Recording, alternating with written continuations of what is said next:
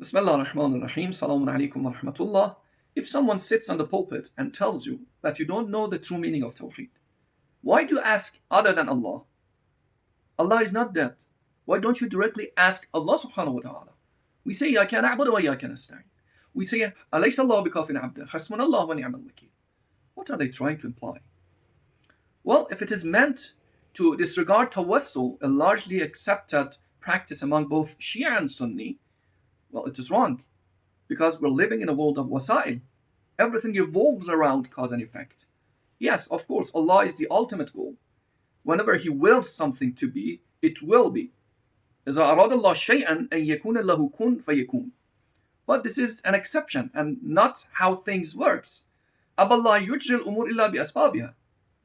Allah is adamant to set things in motion except through means.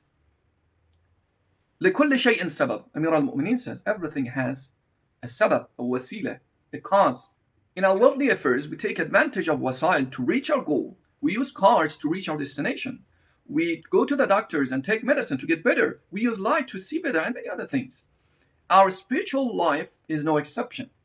In the story of Prophet Yusuf, we have two of these wasail mentioned. The first one is when they placed Prophet Yusuf's shirt on Prophet Yaqub's face, his eyesight was restored.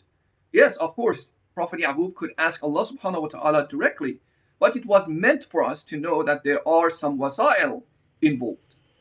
Or in the other situation, when the Yusuf's brothers were caught and admitted for their crime, they went to their father and asked him to seek forgiveness for them from Allah subhanahu wa ta'ala. In this situation, Prophet Yaqub didn't say, no, go and directly ask him. He said, سَوْفَ أَسْتَغْفِرُ لَكُمْ. I will seek forgiveness for you. This is one thing. There's also Surah An-Nisa, ayah 64, in which we receive a principle from Allah subhanahu wa ta'ala.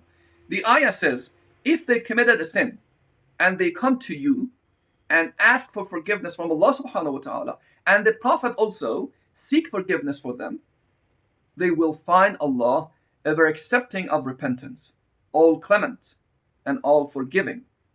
This is a principle. These are just some of the Quranic evidence supporting the idea of Tawassul, which is quite enough. But we have a lot of ahadith and du'as supporting the idea as well.